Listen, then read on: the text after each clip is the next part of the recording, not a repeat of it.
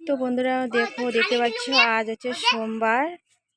তো ছোট ছোট বাচ্চারা এভাবে পুজো করছে। তো অনেক দিন থেকে পুজো করা হয় না মন্দিরে। তো আমাদের এখানে আর কি মানে এটা আর কি শিব মন্দিরটা আর কি জাগ্রত মন্দির। এখানে প্রত্যেক সোমবারে আগে পুজো করা হতো, তো এখন তো মানে লোকের অভাবে পুজো করা হয় না সেভাবে। তো আজকে ওরা ভাবছে মানে এখানে মানে পুজো করবে।